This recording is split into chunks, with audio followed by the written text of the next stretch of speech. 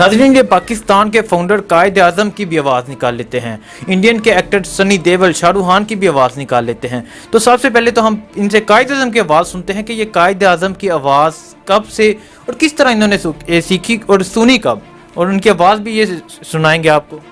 कायद आज़म जनाब मोहतरम का जब इवेंट आता है साल के अंदर, तो अक्सर उनकी वॉइस को सुनाया जाता है। वो कौम से अपील कर रहे होते हैं कि मुसलमान जमा हो जाएं आज़ादी के लिए, तो वो वॉइस तो हमें समझ नहीं पड़ती, लेकिन उनकी जो पुराने ज़माने स्पीकर होते थे उस ज़माने में उनकी आवाज़ ये थी,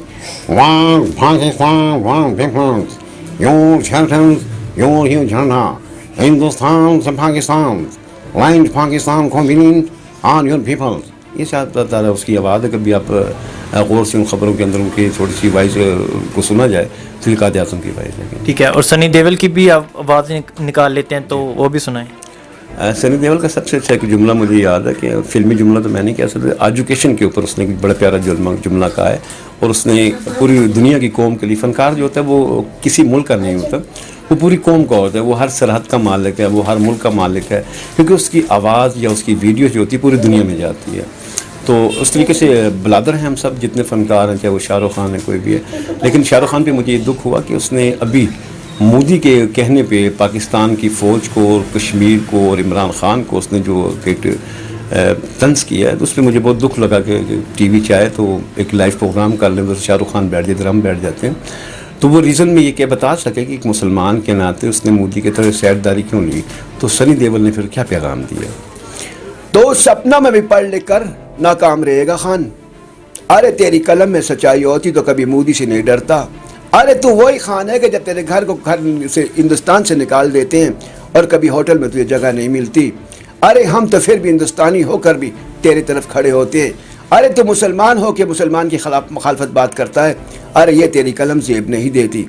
अरे कलम की एक बूंद से वतन बन जाते हैं और तेरी कलम की बूंद से आग निकल रही है। अरे मुसलमान के नाते जब मरेगा तो दफनाया जाएगा तो हिंदुस्तान में। अरे हिंदुस्तान ने आज तक तुझे छत छुपाने के लिए नहीं दी। अरे रहता है तो अपनी बीवी की वजह से हिंदुस्तान में। अरे एक हिंदू लड़की के कहने पे अरे मुसलमानों की मुखालफत करता है। अरे तेरे कलमे की ताकत कहाँ गई और तेरे ईमान की ताकत कहाँ गई। अरे दौलत ही बचानी है तो फिर आओ देवल की तरफ कि आज तक हिंदुस्तान के खिलाफ भी बात करता है तो सामने। अरे ज़िंदगी में कहता है कि मजदूर के बारे में बात करता है तो सामने। इसीलिए कहते हैं कि मज़हब से बढ़ के इंसानियत होनी चाहिए, वो हमारे फ़नकारों में बहुत कम है। अस्सलाम वालेकुम नाज़रीन, आज मैं मिलाता हूँ आपको एक ऐसे शख्स से जो हर तरह की आवाज़ निकाल लेता है, हर एक्टर की, हर स्टार की आवाज़ निकाल लेते हैं। तो आइए इनसे पूछते हैं ये कब से कर रहे हैं ये काम। अस्सलाम वालेकुम। वालेकुम सलाम। अच्छा, ये आप कब से कर रहे हैं? ये सन 1986 से कर रहा हूँ मैं। जब मैं 18 साल का था तो पहली बार PTV पे मैंने ये आगाज़ किया था, पेशावर से ड्रामों से कहना से। तो फिर नीलाम घर में तारक अजीज़ की आवाज़ मैंने पेश की थी सन 1991 में कहना, कराची शहर के नाम। उसके बाद फिर मैं ऑडियो कैसेट बनाई मैंने कराची शहर से, वॉल्यूम 1 शाहरुख खान के नाम पे। तो सन 1997 में मैंने बलूचिस्तान हमदर्द यूनिवर्सिटी से आगाज़ किया, और जिसका एंड है वो आर्मी चिनार मरी जो कॉलेज है आर्मी का, उस पर मैंने एंड किया कि 15-20 हज़ार स्कूलों में इस वॉइस को लेकर गया हूँ। और ज़्यादातर ये वॉइस जो है ये एजुकेशन पे कॉन्फिडेंस लेक्चर में काम आती है। मकसद है कि शख्सियात क्या है, स्टूडेंट ने पढ़ना है, उसमें अपना नाम कैसे तब्दील करना है, और उस नाम के रीज़न को लेकर तालीमी इदारों में गया उस आवाज़ को लेकर। तो टीवी की तरफ रुझान नहीं है कि इस आवाज़ को टीवी की तरफ लेके जाऊँ। ठीक है, तो किस तरह ये शौक़ पैदा हुआ? अब माशी हालात, जब जिस फैमिली में हम पैदा हुए थे वो पठान कल्चर फैमिली थी। जब हम लोगों के हालात देखते थे कि जब तक इंसान की पहचान ना हो तो उस इंसान का मकाम नहीं है। ठीक, मकाम दौलत तो नहीं पैदा करती, मकाम पैदा करती है आपकी सोच और आपकी लगन। उस लगन ने बहुत कुछ दिया मुझे कहना। ठीक है, तो आपने सबसे पहले किस एक्टर या किस स्टार की आवाज़ निकालना शुरू की? तारक अजीज़ की कहना। तो ज़रा अपने नाज़रीन को सुनाइएगा। देखती हुई आंखों सुनते हुए कानों, आपको रक्षी तारिक का सलाम पहुंची। रब्बी बाबरकत नाम से दिलों के भेद जानता है। शाहरुख भाई आप तो आवाज़ बना लेते हैं, क्यों ना ऐसा करते कि हम जब नहीं होंगे तो ये सीट आप संभाल लें। खुशी होती है कि जब आप हमारी आवाज़ को बनाते हैं। ये पाकिस्तान के 4 या 5 लोग ही बना चुके हैं ये आवाज़। मोइन अख्तर साहब हैं, उमर शरीफ साहब हैं और फारूक कैसर साहब, जो पाकिस्तान में सिर्फ वाइज मैजिक बनाते हैं। चौथा नाम आपका भी आ गया। ठीक है, और कोई आवाज़ जो बहुत फेमस हो? और वो मेहताब की है कि ना, ए जोड़ो, अरे लगन नहीं पैदा होती, अरे जब लगन नहीं पैदा होगी तो बड़ा आदमी कैसे बनेगा? अरे बड़े बनने के लिए मेहनत करनी पड़ती है। अरे भाई से कुछ नहीं मिला तो शौक और नाम से जरूर मिला। अरे आज लाखों लोग पहचानते हैं, लाखों लोग रास्तों में गुजरते हैं। अरे इंसानियत में पहचान बनती है और इस पहचान से बहुत सी चीज़ें मुश्किल हल हो जाती है कि आपके लिए एक बड़ा आदमी खड़ा होता है, आप जिस रास्ते से चलते हैं लोग आपकी तारीफ करते हैं और लोग आपको एक्सक्यूज मी करके कहे चाय पिए, तो इंसान का एक नाम बनता है। जैसे आज आपके पास ये नाम है नया पाकिस्तान, तो आपने भी एक नाम पैदा किया है। ठीक है, तो ये किस तरह ये शौक पैदा हुआ, किस तरह आवाज़ निकालना सीखते हैं, क्या बताएंगे आप? आवाज़ सीखने के लिए ये सबसे बड़ी चीज़ है कि आपके जहन में दो टारगेट हो गए। जैसे कि हम यूनिवर्सिटी और कॉलेज में पढ़ते हैं तो हमारा टारगेट है कि हम डॉक्टर या इंजीनियर या कुछ चीज़ को चीफ करना है, तो आपको उसको प्रैक्टिकल करना पड़ता है। तो प्रैक्टिकल ये कि एक आवाज़ को बनाने के लिए आपको 10 चाल चाहिए, वो बंद कमरा चाहिए, फिर आप वॉइस दीवार से मारेंगे, फिर आपका कान जब तक प्रूफिंग नहीं देता आप अपने गले से किसी ऑडियंस के सामने नहीं निकाल सकते थे। ठीक है, तो किसी ने आपकी आवाज़ को सपोर्ट किया हो? सपोर्ट हुकूमत ने, मुशर्रफ ने किया।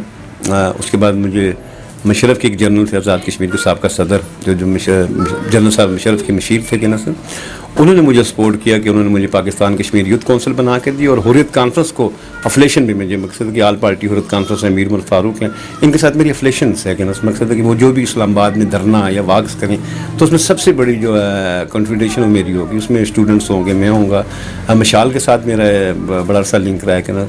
तो आज जितना भी कश्मीर के बड़े बड़े लोग काम करते हैं इस्लामाबाद के अंदर, तो सबसे पहली कॉल गवर्नमेंट की हो या इंटर मिनिस्ट्री की हो, किसी की भी पहली कॉल मेरे पास आती है। ठीक है, तो सुनने में आया कि आप स्कूलों में भी ये काम करते हैं, स्कूलों में भी बच्चों को इंटरटेन करते हैं, तो स्कूलों में किस तरह कौन सी आवाज़ें निकालते हैं? स्कूलों में कार्टून्स की हैं, जानवर्स की हैं, टीचर्स की हैं, अदाकारों की हैं। स्कूल के अंदर हम सिर्फ ये रीज़न देते हैं कि जो मकसद है कि हमारी 14-15 बुक्स हैं, हम उस बुक्स को बेहतरीन तरीके से स्टडी करें। तो आज मैं शाहरुख खान पाकिस्तानी शाहरुख खान बन के आया, तो स्टूडेंट मेरे बराबर खड़ा होकर डॉक्टर, इंजीनियर और एक अच्छा सोल्जर बन सकता है। क्योंकि आज ये जो मुल्क के अंदर हम देखते हैं छोटे बच्चों का रेप हो रहा है और मुश्किलात हो रही है, जो पेरेंट्स से जब घर से जाता है बच्चा रो रहा होता है, तो उसको मुस्कुराहट पैदा करने के लिए मैं क्लासों में जाता हूँ।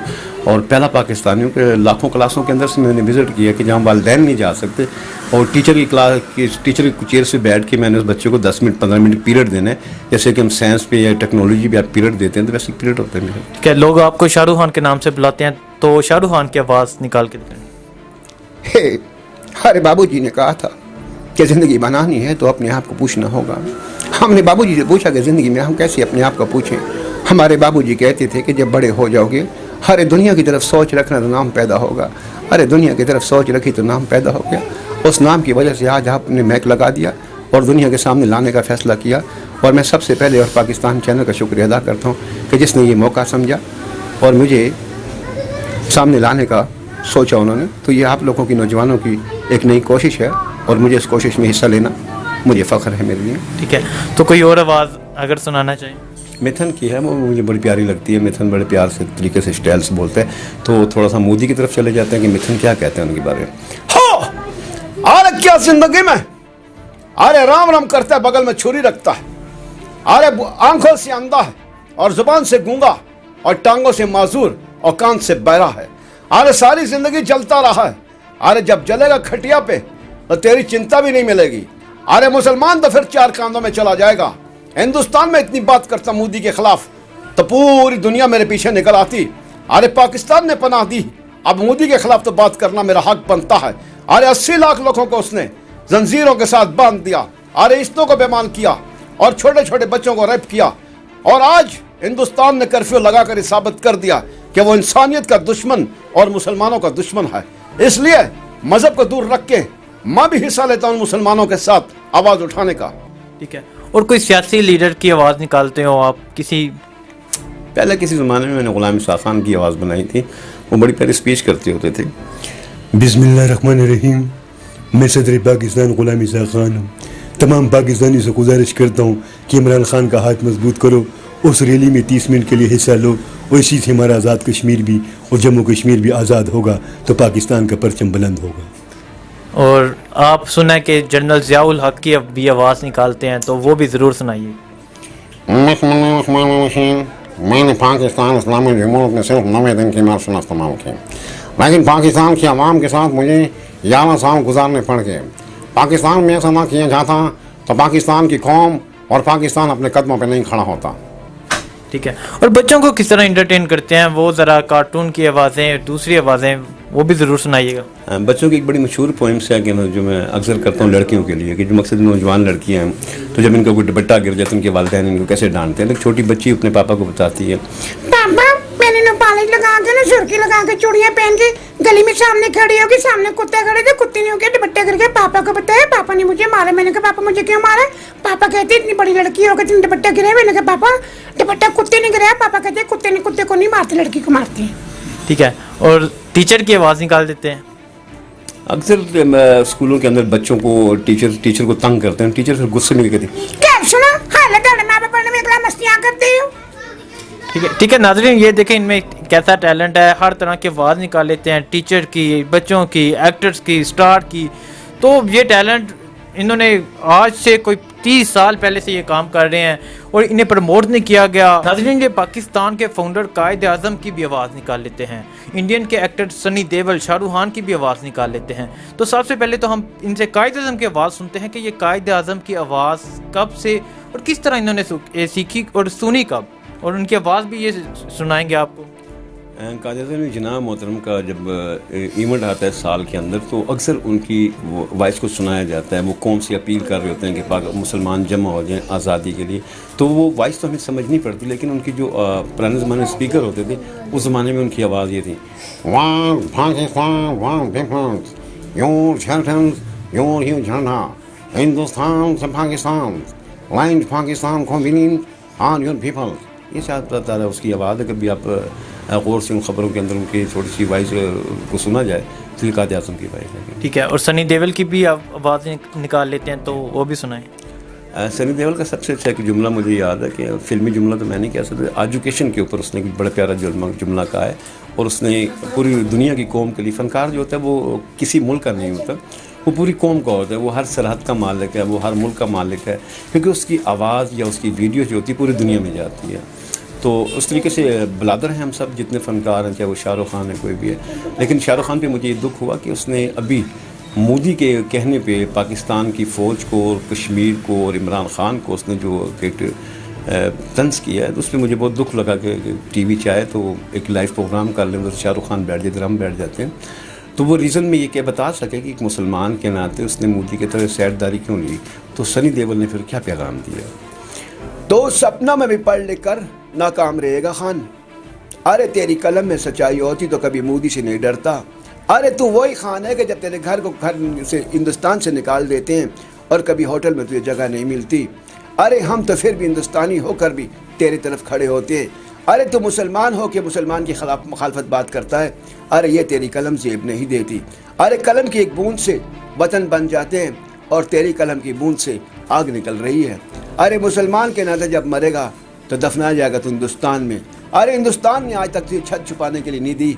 अरे रहता है तो अपनी बीवी की वजह से हिंदुस्तान में। अरे एक हिंदू लड़की के कहने पे अरे मुसलमानों की मुखालफत करता है। अरे तेरे कलमे की ताकत कहाँ गई और तेरे ईमान की ताकत कहाँ गई। अरे दौलत ही बचानी है तो फिर आओ देवल की तरफ कि आज तक हिंदुस्तान के खिलाफ भी बात करता है तो सामने। अरे ज़िंदगी में कहता है कि मजदूर के बारे में बात करता है तो सामने। इसीलिए कहते हैं कि मज़हब से बढ़ के इंसानियत होनी चाहिए, वो हमारे फ़नकारों में बहुत कम है। ठीक है, तो नाजरीन हम इसी तरह की कोई और स्टोरी लेके आएंगे, कोई और टैलेंट लेके आएंगे। अगर आपको किसी का मालूम है, किसी का पता है, तो वो हमसे रब्ता करें और हम उसको प्रमोट करेंगे। शुक्रिया।